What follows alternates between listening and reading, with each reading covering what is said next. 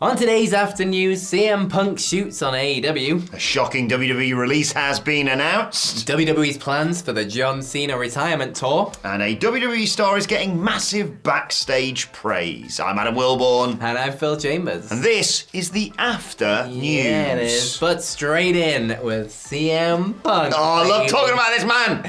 He opened up Raw, obviously, with a promo.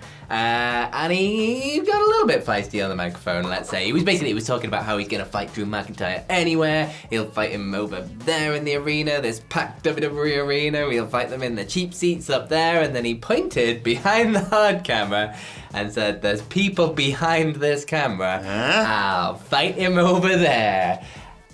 Definitely yes. A bit of a dig at AEW's lacking arenas, yes. shall we say. Yeah, it's struggling intenses. They seem to be on a slight upward trend, but yeah, they're not doing what WWE's doing right now.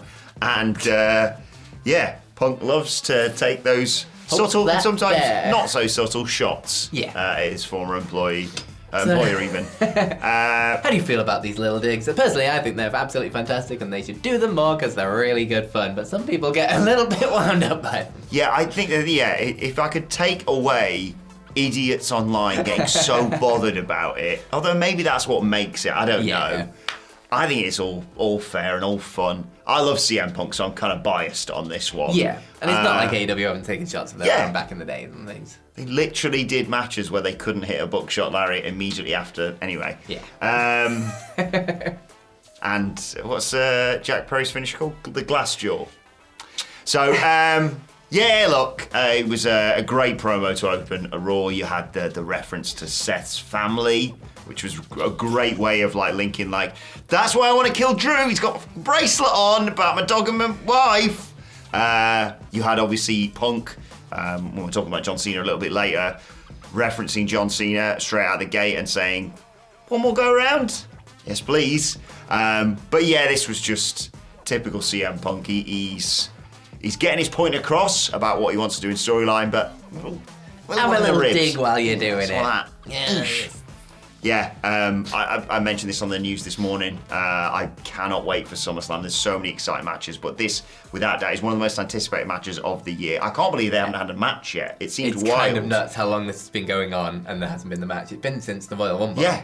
It's like Rumble. 8 months it will have been. Rumble, Mania, Raw after Mania, of course. Yeah. Clash at the Castle.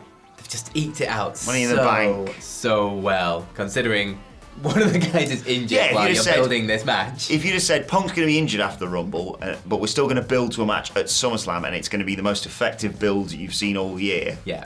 Fair play. Every single time they've used both of them, it's been pitch perfect. And it's just to a boiling point now where we just desperately want to see that match. So well done. Big fan. He's not wrong though. There are people behind the camera there. There are people behind the camera. Top section. That is sold out as much as they can possibly sell. Just do smaller venues. It's not difficult. I know, yeah, it's really easy. Have that cauldron atmosphere rather than bloody hell, this is a big stadium. Where is everyone? Can't quite hear you. Yeah. Right, let's move on and report some bad news coming from WWE. Regarding a WWE release, Damon Kemp suddenly, out of the blue last night, was released by WWE. You may know Damon Kemp, brother of Gable Steveson, of course. He's been in some great stuff on NXT. He was part of the No Quarter Catch crew. And then suddenly last night, I think I saw Sean Ross Sapp reporting this, Alvarez, and then Damon Kemp himself obviously tweeted about this, saying, as of today, I'm no longer under contract with WWE. Forever grateful for the people I've met and the experiences I've had. And then he posted an email to book him, etc. But like I say, he literally appeared on last week's episode of NXT. He was part of the No Quarter Catch crew. That's Charlie Dempsey, that's Miles Bourne, and the recent addition of Tavion Heights, who got in by beating Damon Kemp on an episode of NXT. The thing I don't understand about this, first of all, he was brought in the class of August of 2021 with Bodie Hayward, Malik Blade, Tiffany Stratton, Brooks Jensen, and Solo Sikoa. So quite the class he came in as part of. And he was praised a lot behind the scenes as someone who had real potential to be a star. He picked up pro wrestling a lot better than his brother, if we're perfectly honest. So it's a surprise, this. No word on as to any justification behind it. We'll keep you posted on any developments.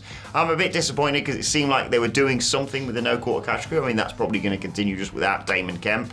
But I liked him. I enjoyed watching him far more than watching his brother, if I'm honest. Fair enough. Yeah, it's a weird one. I guess we'll keep you informed if we actually get any news as to why. But until then, it's just kind of wild speculation about what might this be. Best of luck for him in the future. Absolutely, yeah. And go book him through that email if you want to book him or have any means to. John Cena. He's announced his retirement tour at Money in the Bank. I mean, it's all of 2025, isn't it? It is pretty much, yeah. So he's got. I went, oh God! Oh, he's got a year. It's fine. He's got a way to go.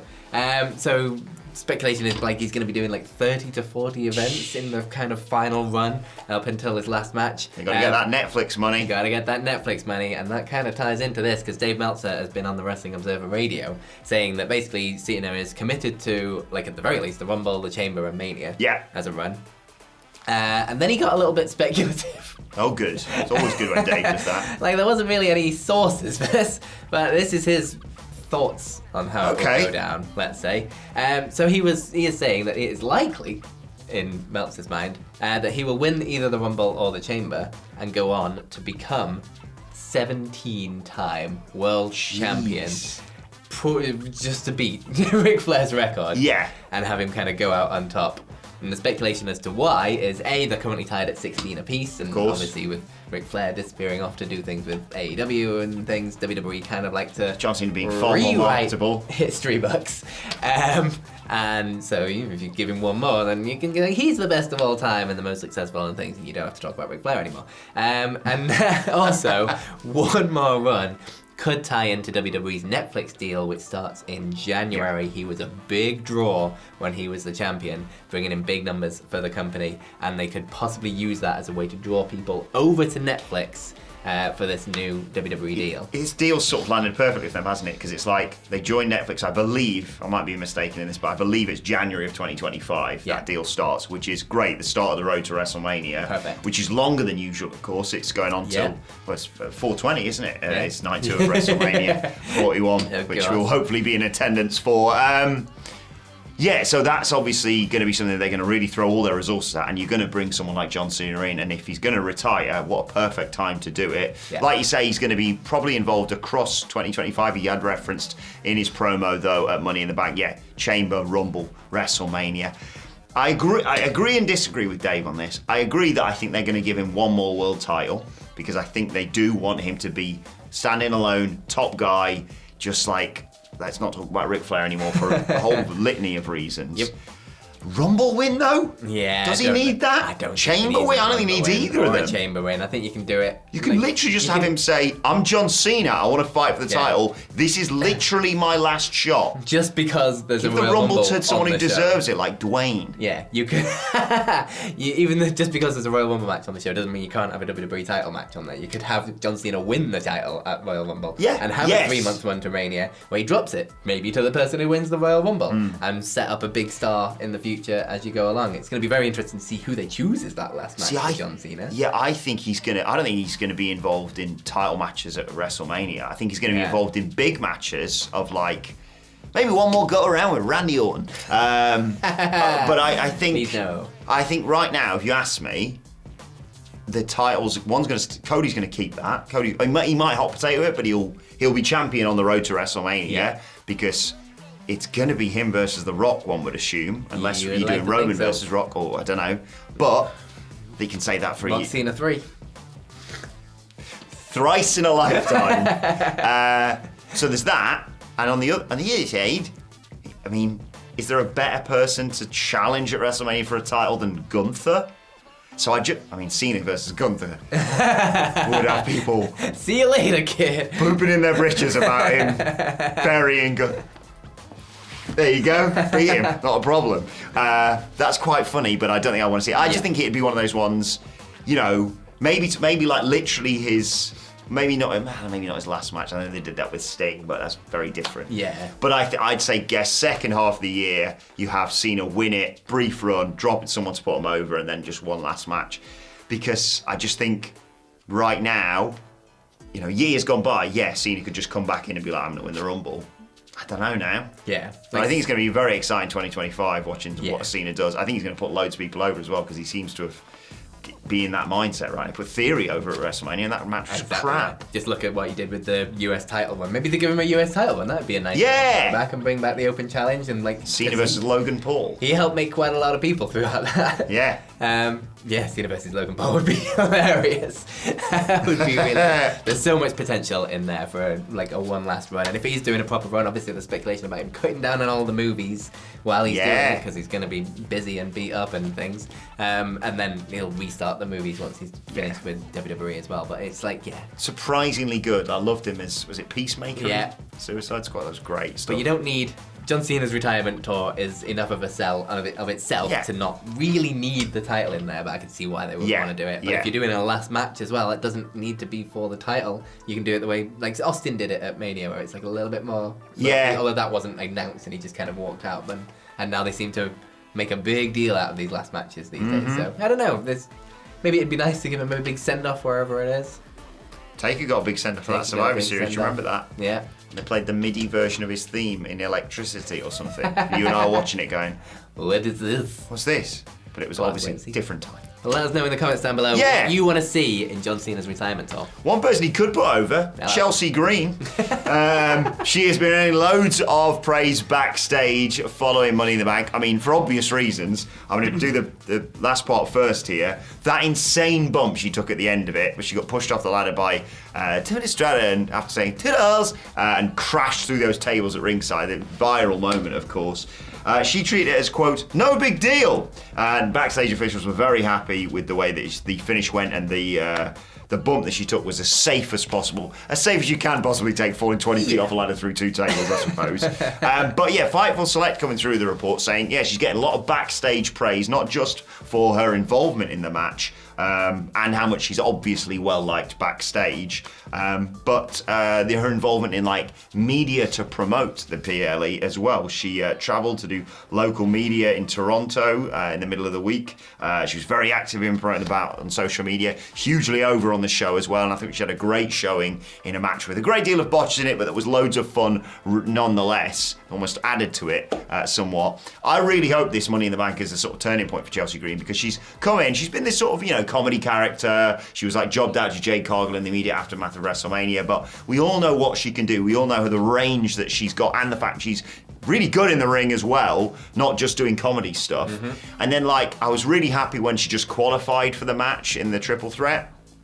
And then the fact the crowd were like, come on! We all thought Tiffany was going to win, but the Canadian crowd were like, Chelsea can win this! And then she died. But I hope this is a real turning point for her, because I can see a title reign in her future. I think she'd be great as a champion down the road at some point. She'd be incredible as a champion, I'm really happy for this as well. You met her, haven't you? Yeah. She's very nice. Was that the Eddie Kingston one? The first time was the Eddie Kingston one. Check this out on the channel still? Check it out on the channel. Yeah. It's called Eddie Kingston Ruins an Interview with Chelsea Green. So go on that one out. But that was just before the original All In, because she was in the women's four-way on that, and he wasn't, and they were kind of having a bit of back and forth. Also, he was very drunk. But it was a different time. It was different. But she's been absolutely fantastic since she came back to WWE. Her run just before this one was super unfortunate, where she was there for 2 weeks and then got that big injury, broke her arm and was gone. So that was unfortunate. But the character that she's been playing, every second of TV time that she's had, she has made the absolute most of. She is so entertaining. Her facial expressions and this character works really well with Piper Niven. Yeah, so much fun. And she's just thrown herself into this character, and I've enjoyed every second of it. And the moment she got announced for the Money in the Bank, I knew she was going to do something fun in it. Whether it was going to be just whether it's just going to be sort of character work that's really good fun, or whether it was at the Royal Rumble and things. Yeah. She was great in that. And whether it was going to be something big and dumb, which she's got priors if you look through her history through TNA and the Indies and things. This isn't similar to oh my God, Santino might win the Rumble. She's really good. But I really hope they finally get behind her properly and give her a proper push, because she's had loads of TV time and loads of character work, but in terms of match time, not so much, and a lot of squash matches. Imagine her being a championship Karen. Yeah.